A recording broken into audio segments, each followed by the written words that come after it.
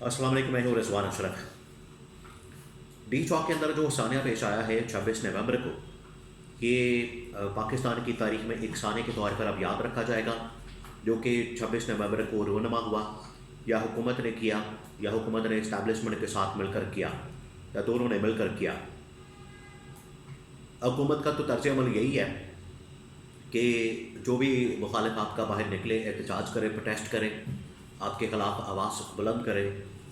उसे या तो गायब कर दिया जाए, उसे उठा लिया जाए, उसके ऊपर धौन से ज़बरदस्ती प्रेशर डाला जाए, और अगर ये तमाम हरबे हथकंडे कामयाब ना हो तो उसको गोली मार दी जाए। ये हुकूमत का तर्ज अमल तो काफ़ी पुराना है, या नून लीग और पीपल्स पार्टी का तर्ज अमल तो काफ़ी पुराना है, लेकिन इस मरतबा इस्टेब्लिशमेंट और हुकूमत ने साथ मिलकर जो है डी चौक का सानिया किया।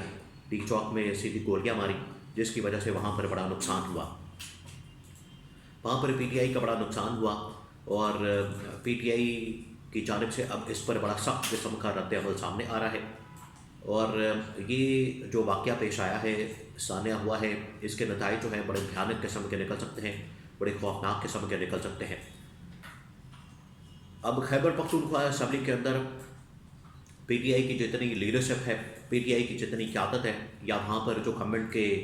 लोग हैं, एमके हैं, और जो पीटीआई से ताल्लुक़ रखने वाले लोग हैं, क्योंकि यही वो लोग थे जो बड़ी तादाद में डी चौक के लिए निकले थे, डी चौक के ऊपर पहुँचे थे, और उन्होंने इस चीज़ का ख़ुद मुशाहिदा किया है, इस चीज़ को ख़ुद देखा है, वो इसके चश्मदीद गवाह है, और उन्होंने बजाते ख़ुद इस चीज़ को देखा है कि वहाँ पर क्या हुआ डी चौक के ऊपर उस रात को, 26 नवंबर की रात को, जब सीधी गोलियाँ चलाई गई। अली अमीन गन्नापुर ने यह पूरा वाक़या बयान किया, और अली अमीन गन्नापुर ने एक बड़ी जज्बाती तहरीर करते हुए ना सिर्फ हुकूमत को बल्कि इस्टेब्लिशमेंट को पैगाम दिया। वो पैगाम क्या, वो मैसेज क्या, और उसके अंदर क्या राज है, और आगे का लाएअमल क्या हो सकता है पीटीआई का, इसके बारे में बड़ी अहम तरीन इंफॉर्मेशन मेरे पास मौजूद है, और ख़बर है ये मैं आपके साथ शेयर करता हूँ। दूसरी खबर है मेरे पास कि ये जो इस वक्त वाक़या हुआ है इस्टेब्लिशमेंट और हुकूमत के दरमियान एक टेंशन या तनाव की वजह बन सकता है, और दोनों के दरमियान जो है वो एक लड़ाई की वजह बन सकता है इस्टेब्लिशमेंट और हुकूमत के दरमियान, क्योंकि इसकी वजह से ना सिर्फ पाकिस्तान से दबाव बढ़ता जा रहा है बल्कि आलमी सतह से भी दबाव बढ़ रहा है। और ये जो दबाव बढ़ रहा है, इसकी वजह से इस्टेब्लिशमेंट हुकूमत के दरमियान एक खलीज पैदा हो रही है, इनके आपस के इख्तलाफात सामने आ रहे हैं, और लड़ाई पैदा हो रही है कि ये वाली जो पॉलिसी है ये हमारे कहीं उल्टा गले ना पड़ जाए, हमारे गांठे ना फिट हो जाए, और इसके भयानक किस्म के नताइज निकल सकते हैं। इसके बारे में भी बड़ी अहम तरीन इंफॉर्मेशन और ख़बर मेरे पास मौजूद है। तो 2-3 खबरें हैं मेरे पास, एक एक करके मैं आपके साथ शेयर करता हूँ। सबसे पहले तो मैं आपको ये बता दूँ कि जो पीटीआई की लीडरशिप है, पीटीआई की क़यादत है, वो खैबर पख्तूनख्वा असम्बली के अंदर ख़ास तौर पर वहाँ से जो खैबर पख्तूनख्वा से काफ़िले आए, खैबर पख्तूनख्वा से जो लोग आए, वहाँ के जो एमपीए थे, वहाँ के जो एमपीए हजरात थे, वो अपने काफ़िले लेकर आए, अपनी पब्लिक को लेकर आए, वहाँ के लोगों को लेकर आए, वहाँ की आवाम को लेकर आए। उन्होंने आके डी चौक के ऊपर धरना दिया था, उन्होंने आके डी चौक के ऊपर धरना देना था। वो डी चौक के ऊपर पहुँचे थे, डी चौक में दाखिल हुए थे, तो बाद में उनके ऊपर फायरिंग की गई। तो वहाँ पर जो उन्होंने खुद देखा, खुद मुशाहिदा किया, उन्होंने बज़ाते खुद जो है इस चीज़ को देखा, वो सारा कुछ वहाँ बयान किया जा रहा है खैबर पख्तूनख्वा की असम्बली के अंदर, और सारा कुछ उनकी जानिब से पूरा वाक़या और पूरा सानिया बयान किया जा रहा है। लेकिन अली अमीन गन्नापुर जो कि इस वक्त खैबर पख्तूनख्वा के चीफ मिनिस्टर हैं, वज़ीर आला हैं, इमरान खान के बड़े ज़बरदस्त खिलाड़ी हैं, और इमरान खान ने ही ये सारी ज़िम्मेदारी अली अमीन गन्नापुर के कंधों पर डाली थी कि आपने लीड करना है पूरा काफ़िला खैबर पख्तूनख्वा का, और बल्कि पूरे पाकिस्तान का जो भी काफ़िला है उसको लीड करना है, उसको लेकर जाना है डी चौक में, और डी चौक में तब तक बैठना है जब तक कि हमारे मुतालबात नहीं मान लिए जाते। ये इमरान खान ने टास्क और जिम्मेदारी दी थी अली अमीन गन्नापुर को। अब अली अमीन गन्नापुर और जो पीटीआई की लीडरशिप है, उनके दरमियान थोड़ी बहुत कोऑर्डिनेशन की कमी ज़रूर आई, आपस के इख्तलाफात बिल्कुल आए, इनके दरमियान आज भी इख्तलाफात मौजूद हैं, जिसकी वजह से पीटीआई से कुछ इस्तीफ़े भी आए, जिसमें सलमान अकरम राजा या साहबजादा हामिद रजा, इन्होंने इस्तीफ़े दे दिए क्योंकि आपस में कोऑर्डिनेशन की कमी थी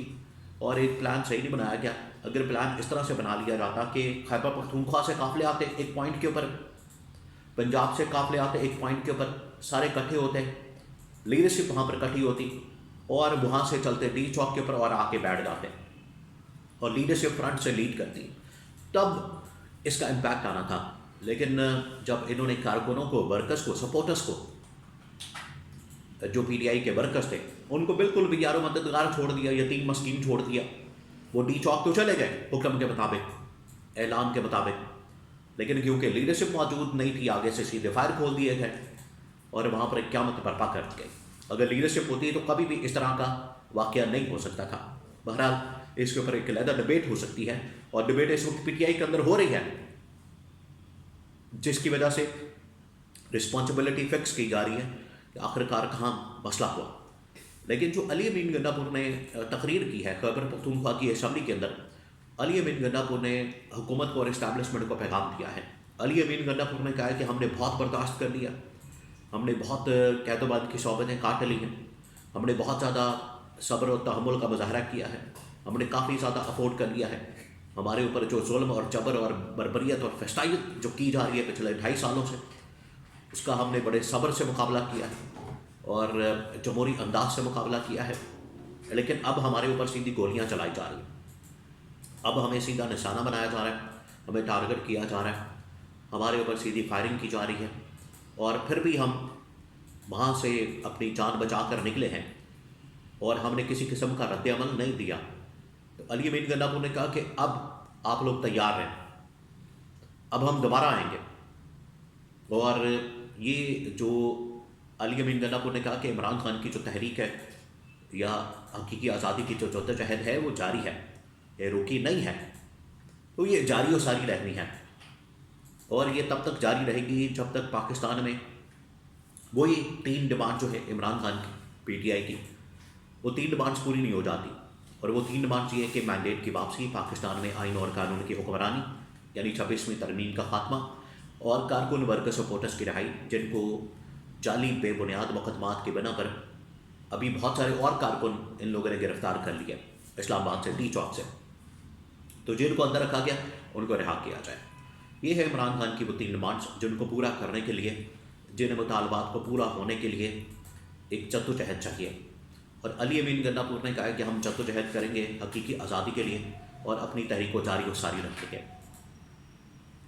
اب یہ جو علی امین گنڈا کی تقریر اور اس کے اندر جو میسج ہے حکومت کے لیے، اسٹیبلشمنٹ کے لیے، وہ اسٹیبلشمنٹ حکومت کے درمیان اختلافات کی وجہ بن رہا ہے، اور ایک دوسرے پر یہ بھاگنے کی کوشش کریں۔ حکومت اسٹیبلشمنٹ کے اوپر ڈال رہی ہے یہ واقعہ، یا سانحہ اسٹیبلشمنٹ حکومت کے اوپر ڈال رہی ہے۔ اب ان کی لڑائی تو ہوگی، بھیانک نتائج تو سامنے آئیں گے، ان کو نتائج تو بھگتنا پڑیں گے، لیکن علی امین گنڈا کی جانب سے عمران خان کا جو پیغام ہے یا پارٹی کا جو پیغام ہے کیٹیگوریکلی پہنچا دیا گیا۔